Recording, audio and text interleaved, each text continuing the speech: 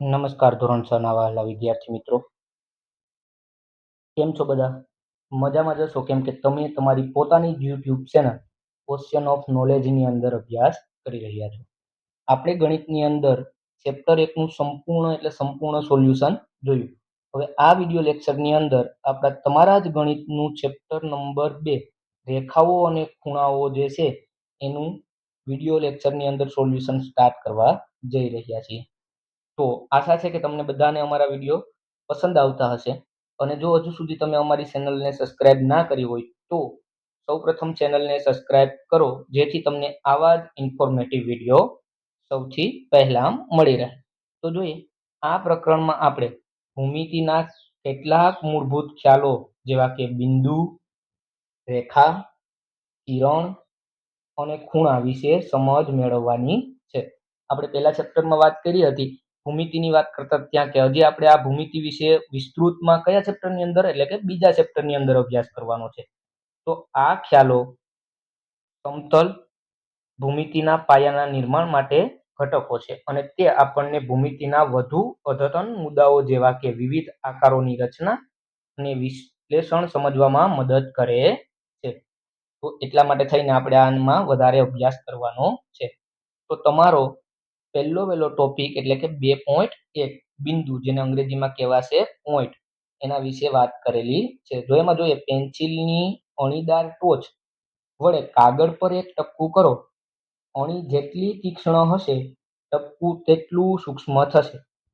એટલે કે તમે કોઈ એક પેન્સિલ વડે તમારા કાગળ ઉપર આવી રીતના ટપકું કરો તો એમની અણી જેટલી પણ ઝીણી હશે, તીક્ષ્ણ એટલે કે એકદમ ઝીણી હશે, ધારવાળી અણી હશે તો ટપકું એકદમ નાનું થશે. પણ જો અણી મોટી હોય તો ટપકું આવી રીતના શું થશે? મોટું થાય. જો એકદમ નાનું હોય તો આવી રીતના ટપકું એકદમ નાનું થાય. આ નાનકડું ટપકું તમને બિંદુનો ખ્યાલ આપે. એટલે આવી રીતના જે ટપકું થાય એ તમને કેનો ખ્યાલ આપે? બિંદુ. આ ટપકા છે એ બધા શું છે? તો કે એક બિંદુ છે. બિંદુ એક ચોક્કસ સ્થાન દર્શાવે. બરાબર? બિંદુનું કોઈ એક ચોક્કસ સ્થાન હોય, બરાબર, પરંતુ તેની લંબાઈ, પહોળાઈ કે ઊંચાઈ હોતી નથી. બિંદુના કેટલાક ઉદાહરણો નીચે આપેલા છે. બરાબર? એટલે બિંદુ જે છે, તમે જો આવી રીતના બિંદુ દર્શાવો તો એનું એક ચોક્કસ સ્થાન હોય. એની ના તો લંબાઈ હોય, ના તો એની પહોળાઈ હોય, અથવા તો ના તો એની ઊંચાઈ હોય. જો પરિકરની અણી એ પણ એક શું દર્શાવે? બિંદુનું સ્થાન દર્શાવે. પેન્સિલની અણીદાર ટોચ એ પણ એક શું દર્શાવે? બિંદુનું સ્થાન દર્શાવે. અને સોયની અણીદાર ટોચ એ પણ શું દર્શાવે? એક બિંદુનું સ્થાન દર્શાવે. જો તમે કાગળના એક ટુકડા પર 3 બિંદુઓ દર્શાવો છો, તમને આ 3 બિંદુઓ અલગ ઓળખવાની જરૂર પડી શકે છે.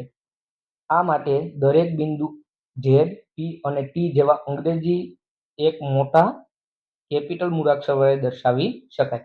જો અહીંયા એક દર્શાવ્યું તેને ઝેડ નામ આપ્યું, અહીંયા બીજું દર્શાવ્યું એને પી નામ આપ્યું અને અહીંયા દર્શાવ્યું એને ટી નામ આપ્યું. એટલે આવું એટલા માટે કર્યું કે જો તમે અહીંયા આવી રીતના દર્શાવો અને એમાં જો કોઈ નામ ન આપો તો એને સરળતાથી ઓળખી શકો નહીં. એટલે કે આ પરિકરથી દર્શાવેલું છે એને તો ઝેડ નામ આપી દીધું. એના પછી આ પેન્સિલથી દર્શાવેલું છે તો પી નામ આપી દીધું. ને આ સોયથી દર્શાવેલું છે તો ઝેડ નામ આપી દીધું. હવે એક્સ વાય ઝેડ અલગ અલગ નામ આપી દીધા. શા માટે? તો કે એને ઓળખવા માટે કે આ બિંદુ કોનું છે. જો તમે એનું ટપકું કરો અને પછી લાસ્ટમાં જોવા જાવ તો તમે એને ઓળખી શકો નહીં. એટલા માટે એમાં નામ આપેલા છે. જોઈએ આગળ, આ બિંદુઓને બિંદુ ઝેડ, બિંદુ પી અને બિંદુ ટી તરીકે વંચાય છે. અલબત્ત આ બિંદુઓ ચોક્કસ સ્થાન દર્શાવે છે અને તેને અદ્રશ્ય રૂપે અતિ સૂક્ષ્મ કલ્પવા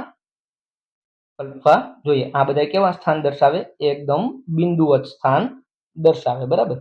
અને એને આપણે કયા નામથી, જે નામ આપ્યું ઝેડ, પી અને ટી, એમ નામથી ઓળખી શકીએ. એટલે જેને ઝેડ નામ આપ્યું એને આપણે બિંદુ ઝેડ કહેશું, જેને પી નામ આપ્યું એને આપણે બિંદુ પી કહેશું અને જેને ટી નામ આપ્યું એને આપણે બિંદુ ટી તરીકે ઓળખશું. તો આજના વિડીયો લેક્ચરમાં એટલે સુધી જોયું છે. હવે આપણે આના પછીના લેક્ચરમાં તમારો ટોપિક 2.2 રેખાખંડ વિશે વિસ્તૃતમાં અભ્યાસ કરવાના છીએ. તો આશા રાખું છું તમને બધાને આપણો વિડીયો પસંદ આવ્યો હશે.